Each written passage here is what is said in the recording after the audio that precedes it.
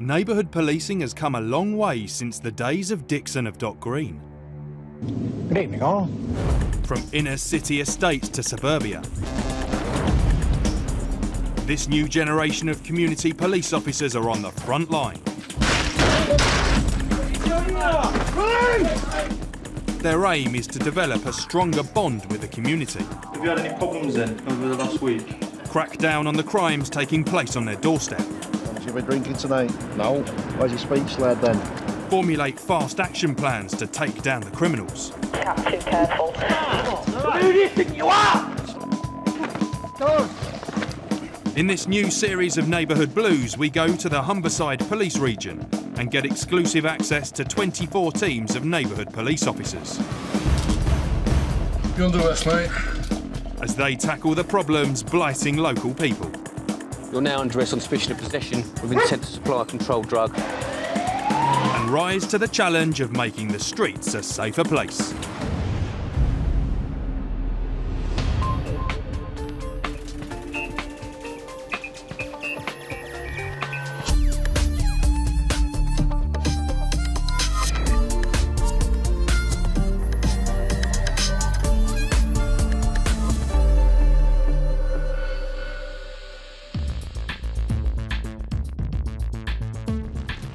Coming up, the neighbourhood team go after the dodgy dealers suspected of selling counterfeit wares.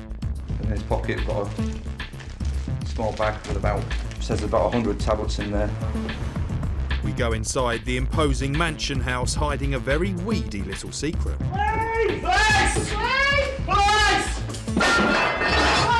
And after a neighbourhood officer spots a puppy in the garden of a woman banned from owning dogs, the RSPCA move in. So we can do it now the difficult way, or we can do it now the easy way. It's entirely up to you.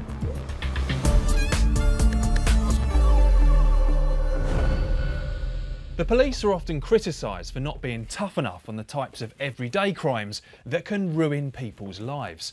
Neighbourhood policing was brought in to change this and at the same time make the police more approachable. But are they really making a difference? Community policing has been in place across the UK for some time, but it has taken a lot of work to get the public on side. I think neighbourhood police teams do a great job. I live very near to a very large council estate, and so you would think that there would be quite problems from there, but there isn't. And I think that's due to the fact that the police are visual in our area. They seem to be able to engage people a lot more on a human level than they used to. Across the Humberside police area, the neighbourhood teams believe that by winning the trust of the public, they are beginning to see a significant drop in the types of grassroots crime that can blight everyday life. A major way the police connect with the community is by making themselves available and approachable to listen to criticisms and concerns. Being there to talk to people as they do their weekly shop is a clever way of doing this. Today we're doing a drop-in surgery at Asda in Scunthorpe, meeting with the members of the public, letting them speak to us.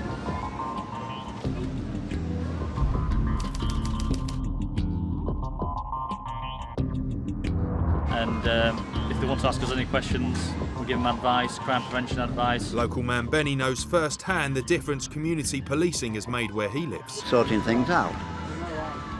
They have sorted things out, because over the past 10 years, as he'll tell you, it's gone from before you couldn't walk out your house, you couldn't leave it without getting into an argument with somebody or something.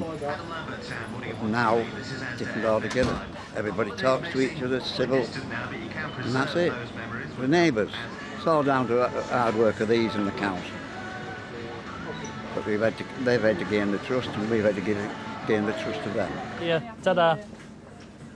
To be fair, Benny was one of the ones who, when we first started, he did talk to us, didn't he? He did, but he was a bit anti. He was a bit, yeah. He was a bit anti-police, to be fair. It's crucial for the police to foster good relations with locals like Benny, because it means they are much more likely to come forward with any worries or concerns about criminal activity in their area. Hey, young man, would you like a balloon? And as we are about to find out, this information sharing can lead to the neighbourhood team scoring major results that make headlines nationwide. Every day, neighbourhood police officers take dozens of calls from worried residents concerned about drug dealing and taking where they live. These tip-offs are often turned into action plans that have seen the teams launch a massive offensive against the drug trade in the region. Who do you think you are? Take my hand, you're not gonna... Full of it in there. About 22 missed calls on this phone. If I was to hazard a guess, I would say that was a dealer's phone, yeah. Showing that even suburbia doesn't escape unscathed from the scourge of drugs, suspicions have been raised by comings and goings at a luxury home that could be hiding a secret behind the curtains. Sergeant Colin Jarrett has picked up the case and has been granted a warrant to launch a raid on the property. He briefs his team of over 20 officers. First thing we're going to do, we'll get the house surrounded. Force entry, or we'll get entry to the property. We'll keep the surround on, because then we'll be looking at doing a systematic search of the house. If we let our guard down on the outside, anyone can do a runner. We're going to come from the direction, come all the way down through. Right, so it's this side that we're going to be going to, this one here. The main thing is making sure that you're looking after and looking out for yours and your colleagues' welfare. With the crew up to speed on the job, they head off in convoy to the location. The neighbourhood team are hoping that upmarket suburbia may just be the perfect cover for a major criminal to operate out of.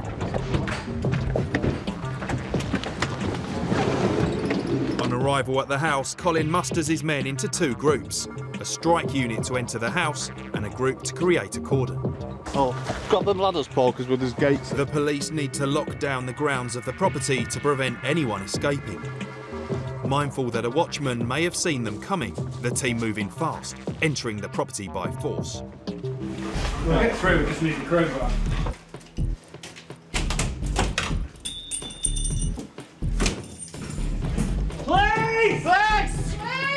On entering the house, they begin a systematic sweep of the rooms, looking for any signs of criminals or crime. The house is suspiciously empty of furniture, and the curtains are all drawn. As the search inside heightens, outside the lockdown unit patrol the grounds looking to catch any would-be fugitives. Back inside, the team score their first arrest in one of the empty bedrooms. Clear! There's a Vietnamese man looking to make a break for it. Further down the corridor, the first signs of equipment used for industrial-scale cannabis farming are found, including a fuse box wired to draw large quantities of electricity off the grid to possibly power growing lamps. When an officer draws back a plastic curtain, every suspicion they ever had is confirmed. They find dozens of cannabis plants carefully potted and cultivated under hot lamps. With one suspect apprehended and evidence of cannabis production unearthed, the team send in the sniffer dog to track down more culprits and cannabis. No, come. Let's go, come. So he's just running around on his own at the moment. Now we'll just go into what we call a systematic search. The dog leads his handler down another corridor to another room filled with potted cannabis plants. It's quickly becoming apparent that this is a large-scale growing operation worth hundreds of thousands of pounds. And the dog isn't done yet. His nose is thousands of times more sensitive than a human being's, and as we find out later, the type of bark he's giving tells his handler he's caught a whiff of something or someone. The dog's barking to tell me there's people up there.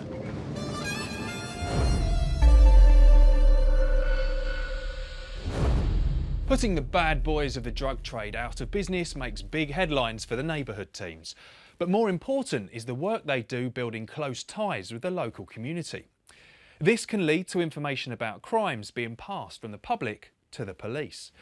And it's not just the welfare of people the teams are concerned about. Each year the RSPCA sees tens of thousands of pets from owners.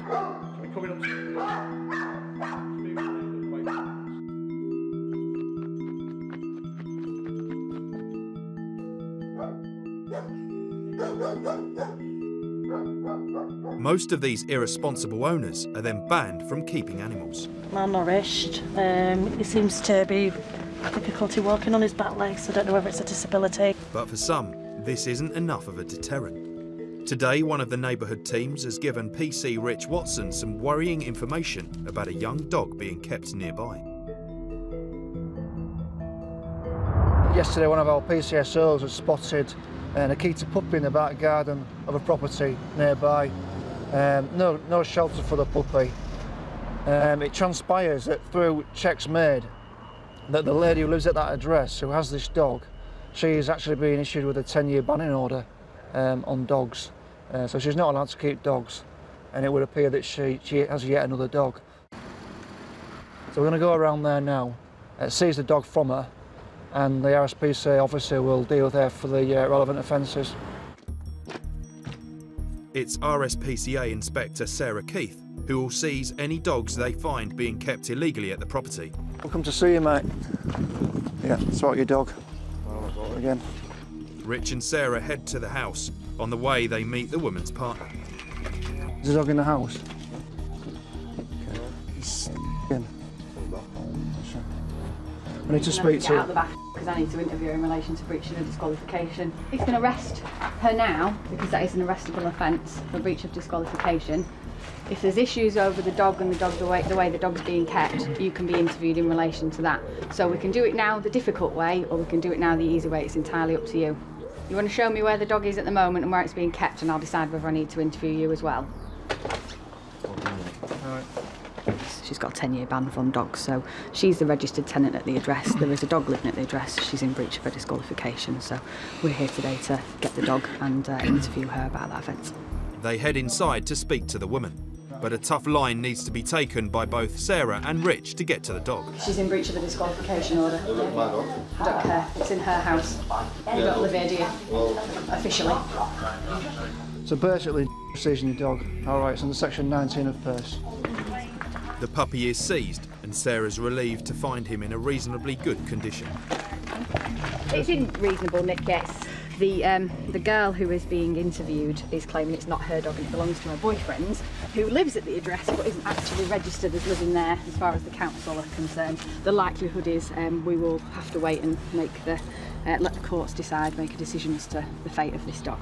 Find out later if his owner will face prosecution.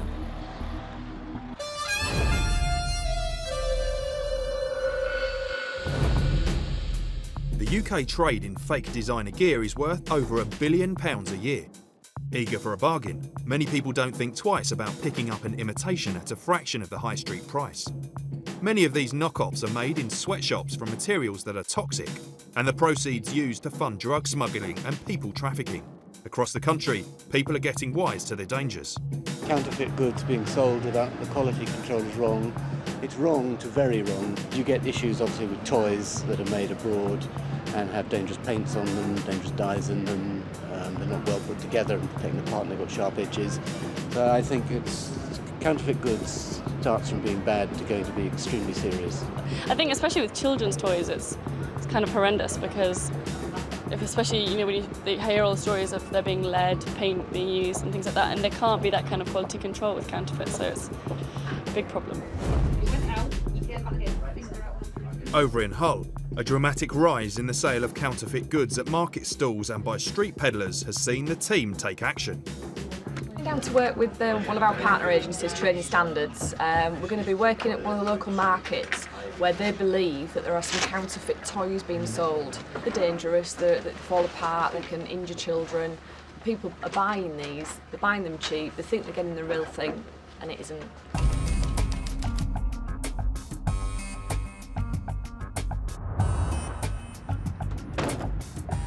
Last year, thousands of counterfeit toys were seized in Hull. The neighbourhood team have arranged to meet Trading Standards officers in a market car park. And they will be on hand to provide support when they seize any goods. Yeah, yeah. Are you splitting into two separate teams? Yeah. Follow on behind. Yeah. In about a minute or so. Yeah, no problem. Penalties for those caught selling fake goods can be as much as a £5,000 fine or 6 months in prison. It's confirmed this is the stall they're after, so with the help of the neighbourhood team, Trading Standards begin seizing the goods. They've obviously been quite compliant at the minute. as you can probably tell, which is good, which is always nice. But this doesn't seem to be putting off the shoppers. It just amazes me the amount of people that are still coming up that can see we're quite obviously taking things off the stall, they're being bagged up, you know, we're here, trading standards are here, and yet people are still trying to buy things. It beggars belief sometimes. Counterfeit toys are often poorly made and don't meet safety standards. With the potentially hazardous goods off the stall, Lorraine now wants to ID the trader. It's PC Summerfield. I'm just down on Walton Street Market at the moment. Could you oblige me with a person check, please? But the details he's giving Lorraine just don't add up. Got any bank cards or anything on you to prove your name? Driving licence? Am I not down at that address? No, you're not down at that address. Are you registered as a voter there? I haven't noticed since I've been there, so probably not. No. Right. Should be at that address. And obviously these guys need to know where you're living, so we do need something to do identification. With no trace of the man on the police database, Lorraine decides to ask around the other traders if they know him, and she gets to put a name to the face. The hat man knows you. He knows your name. Do you know his surname? With the named trader now placed under investigation, the team head back to the station. No trouble. Everybody was compliant, all details obtained, no issues. And really we were just there to sort of stand by just in case it did get a bit heated, but thankfully it never, which is always nice. Still to come, the neighbourhood team go after the dodgy dealers suspected of selling counterfeit wares.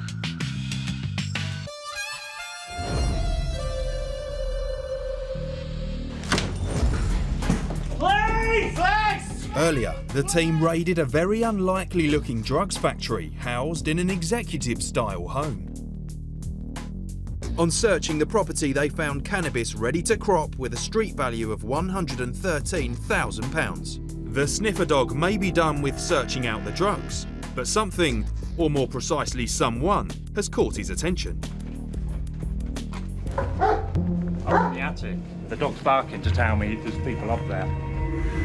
The officers enter the attic space through a trapdoor. Hiding amongst the shadows in the rafters is another Vietnamese man.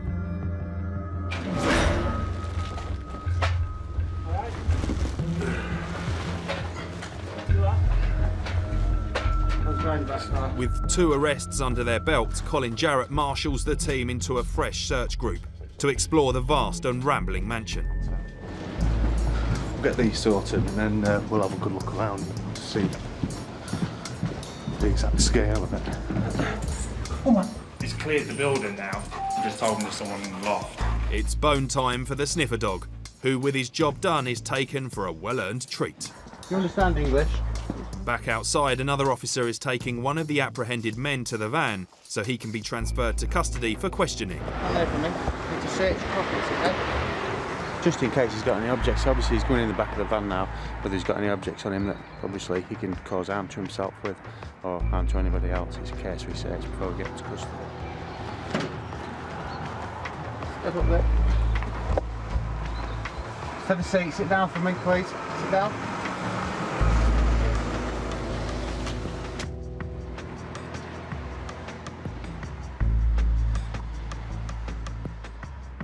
The heavy police presence on this normally peaceful street is beginning to attract a crowd. Somebody just phoned me this morning who'd driven through the village and said, you know, what's going on, and I wasn't aware of anything, so I just had a walk down to see what was happening. And it seems the neighbourhood team get a big thumbs up from local people for the interest they take relating to residents' concerns about crime. In Waltham, they come along to the parish council meeting, give regular reports to the parish council. They even use the parish office in Waltham as one of their local bases, so it's a very effective partnership. Back inside the house, the neighbourhood team comb the property for further evidence linked to the manufacturing and distribution of drugs. A hotspot is identified in the garage, where assorted gardening gear and tied sacks filled to the brim demand Colin's close scrutiny. They've clearly had a crop. What's in the bags do we know? Soil. Soil. In all of it? No. This could be the crop. And on opening one of the bags, it's apparent that the team have hit the jackpot. That's the cannabis leaf that's been cropped by the looks of that. While some of the evidence of cannabis production will be bagged to be used at trial, the majority of the crop is uprooted. It will be sent for immediate destruction at a furnace facility used by the police to destroy the spoils and wares of crime.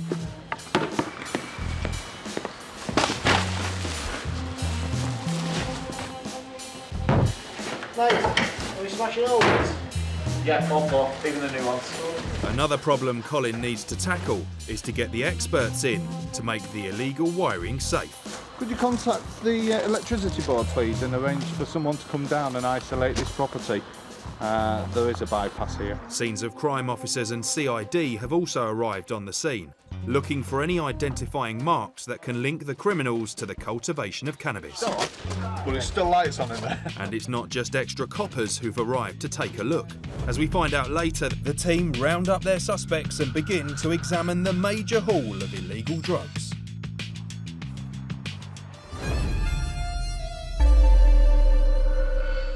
In Hull, the team have been launching a crackdown to put people who trade in counterfeit goods out of business. They know that market stalls can also be outlets for stolen goods, and it's an illegal trade they're determined to call shop on. I know the damage counterfeit goods could do to the perfume industry, makeup industry. I think most people are pretty aware if they go to a market and find something really cheap. You know, I'd certainly know that there's something suspicious about it. I think I'm always really wary of counterfeit goods. I would be, especially buying something on a market stall that's clearly branded, a brand that you would maybe know, and you wouldn't necessarily expect to see it on a market stall. I think I would personally be really wary of buying it. But I have bought perfume once that was sort of quite a big brand, and it was clearly not real perfume. It was actually really horrible. The neighbourhood team have got a suspect on their books that they've been monitoring for some time. Information suggests he is not only selling fake goods, but also genuine designer gear stolen from freight trucks, offloading it to market stall owners and independent retailers in the region. Sergeant Mick Stevenson updates his team on the intel they have on the suspect. About 8 weeks ago, CRT and Trading Standards did a joint operation on the market in relation to counterfeit goods, and we seized about 1,000 items. Of those 1,000 items, about £100,000 worth has already come back as being counterfeit. But from this one particular guy, we seized about 605 items out the back of his lorry that at the time we thought were counterfeit. But it's transpired that they're not. They're actually being stolen in thefts come robberies from HGVs in the West Midlands area.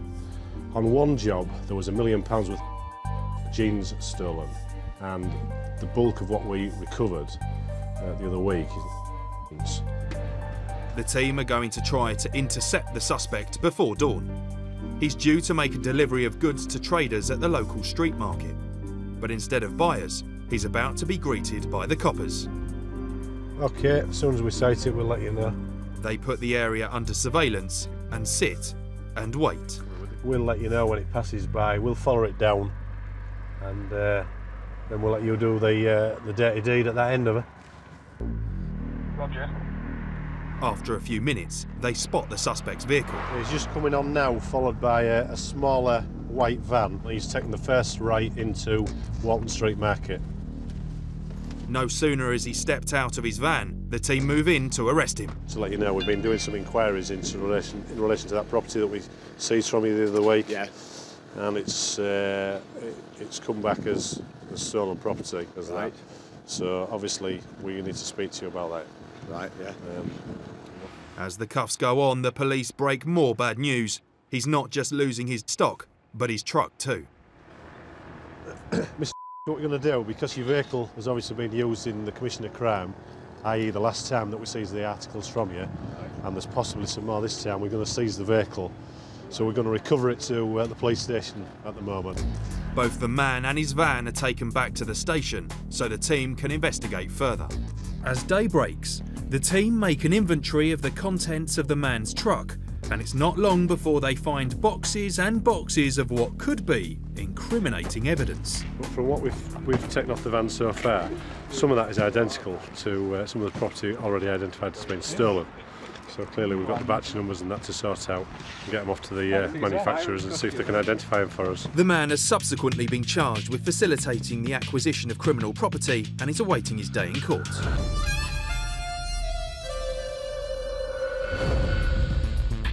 Still to come, the team round up their suspects and begin to examine the major haul of illegal drugs.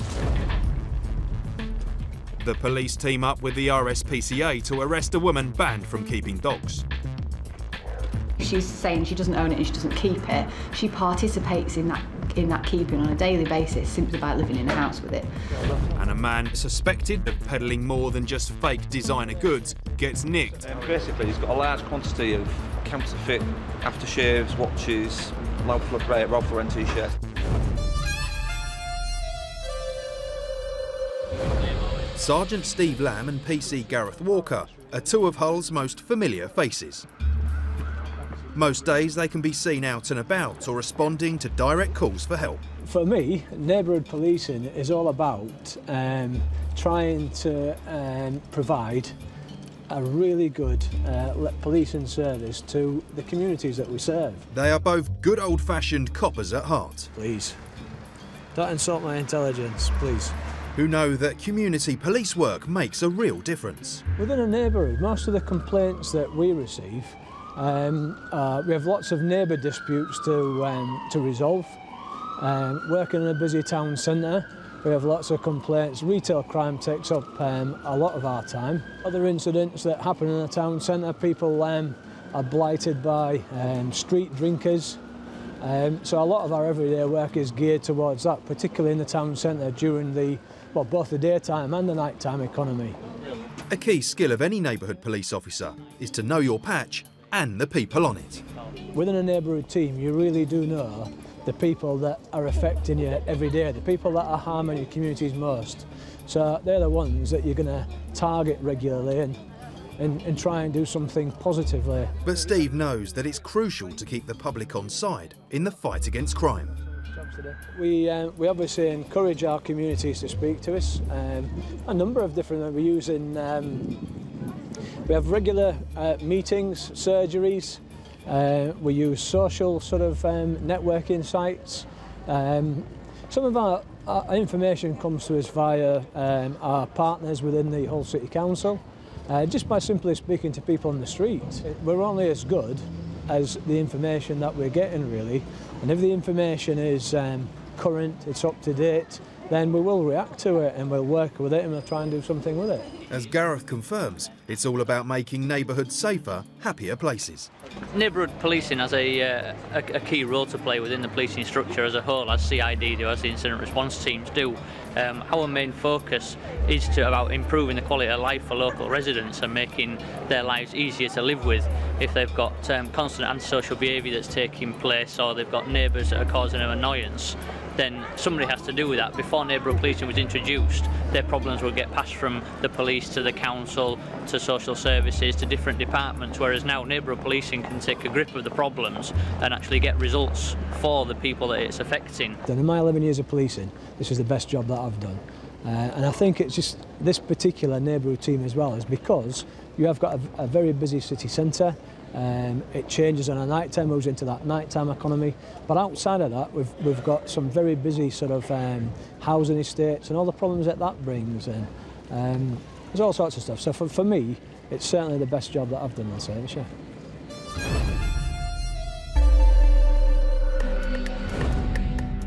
Good to see you, mate. Earlier, a neighbourhood officer out on a beat walk spotted a puppy in the garden of a home belonging to a woman, banned from owning a dog following acts of cruelty upon a previous pet. The team's response is a reminder of just how wide a range of problems they deal with on a daily basis. Well, that's right. That's the beauty of your community policing. The officers in a given area will generally know who's who and what's been going on. So obviously, with my colleague, she's a PCSO in the area, and she was aware of the previous incident, and therefore had concerns that if they had a dog in the future, you know, there may be some welfare issues for that dog. Your local policing teams gather intelligence which is relevant to your local neighbourhood. I think without that, it's quite probable that this incident with the dog would have gone unnoticed. Rich went with RSPCA Inspector Sarah to move the dog to safety. He's also placed the woman under arrest for questioning about the alleged offence and takes her back to the station. There she will be interviewed by an RSPCA officer. Thank you. No, it'll be the RSPCA. They've got all the powers to deal with these types of incidents, so they'll interview her. We just obviously have the power of arrest, so we're facilitating that. Sarah explains exactly what she believes the woman may have been guilty of. The ban, the way the disqualification is worded, is that she's not allowed to own, keep or be responsible for it. It says ownership or participating in the keeping of dogs. So even if she's saying she doesn't own it and she doesn't keep it, she participates in that keeping on a daily basis simply by living in a house with it. Keepers have, if they're trained to, can be aggressive. Can make brilliant family dogs as well, but unfortunately they're sought after for the wrong reasons. What Sarah's going to do next is basically interview the female we've arrested for the offence. And then if it's decided she'll be prosecuted, I will get sent summons to serve on her.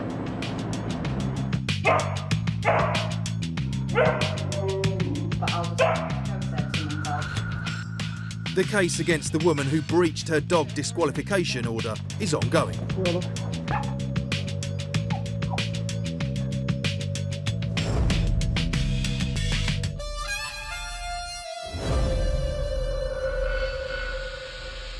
But for the team in their fight against the sale of counterfeit goods, they're proving that their bark is as strong as their bite, especially when they know that the sale of knockoffs is often linked to other crimes, such as drug dealing. In Hull city centre, the team have been launching a crackdown against counterfeit goods sellers. Knowing that the trade of knockoff perfumes and handbags is often linked to wider criminal activity such as drug dealing. Whilst many of these goods are sold from market stalls, others are sold by peddlers who sell in pubs or on street corners. Over at one of the city's shopping precincts, the store security have called in the police. A man was initially detained by security on suspicion of stealing headphones, but when searched by the police, he was found to be innocent of shop theft. But new suspicions were raised by something else he had in his bag. We've then come in, had a chat with him. He's given us a sort of semi-plausible excuse for what he was doing with the headphones. However, he's got bags full of counterfeit goods, which is by his own admission of counterfeit. We've got headphones, aftershaves, watches. But it's not just counterfeit goods he was carrying. I asked him if he's got anything else about his person. He said no. I can clearly see he's got something in his pocket that he's not bringing out.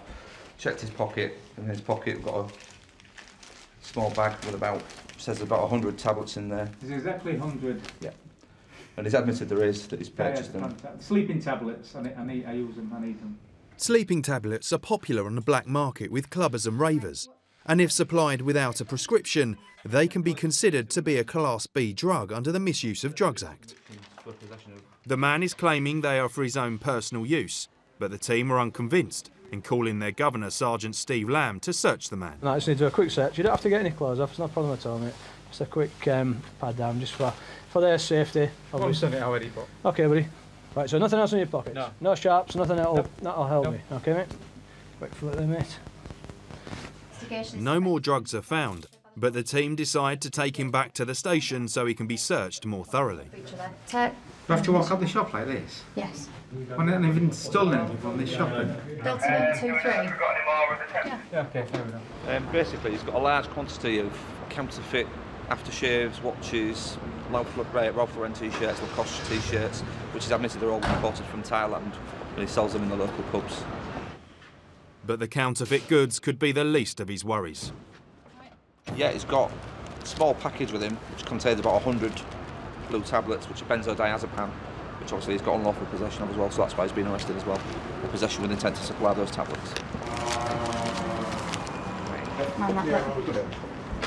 Back at the station, the man is booked into custody, but before the team have the chance to search him, something falls from his pocket. Oh, sorry. That's mine. Brilliant. It's yet more drugs. Right. Just a reminder that you are still under caution. Yes. And obviously they've just dropped from you. All right? Can I have an exhibits bag, please? Yeah. It's going to look more worse now for him for what he did in the custody suite. Because he keeps on saying that for himself. Where for himself, when we asked him when his first search, have you got anything more on you? He said no. So, and they've been weird. Why he dropped them out like that, I don't know, but he's going to find them. What have we just found? A second bag of blue tablets, from his own confession last time. I'm Sergeant Bailey, I'm the custody sergeant. Have you had any today? Well, yeah, I'm only on one a day. And have you taken today's? Yeah. No charges were brought against the man for the sleeping tablets. However, following a search of his house, the man was charged with possession with intent to supply Class B drugs and money laundering. The case is going to court.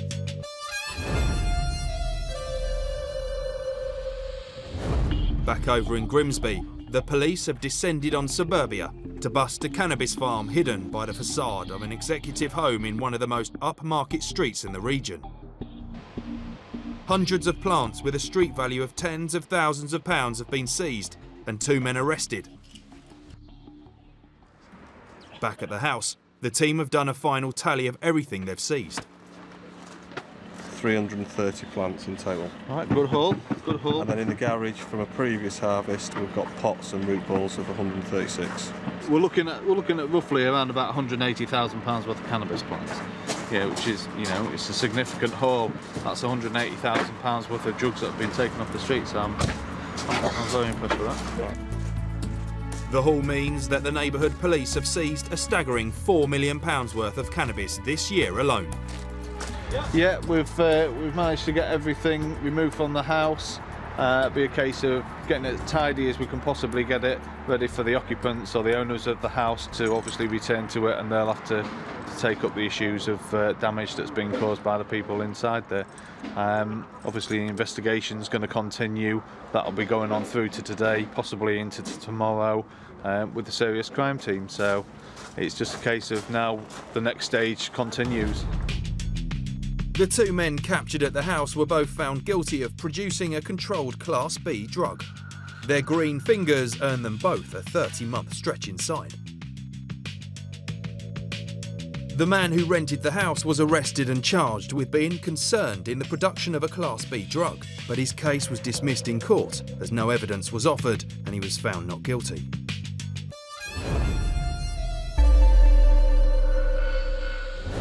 And as we've seen, the neighbourhood team's always on the lookout for trouble and willing to lend an ear to listen to residents' complaints about wrongdoing on their doorsteps.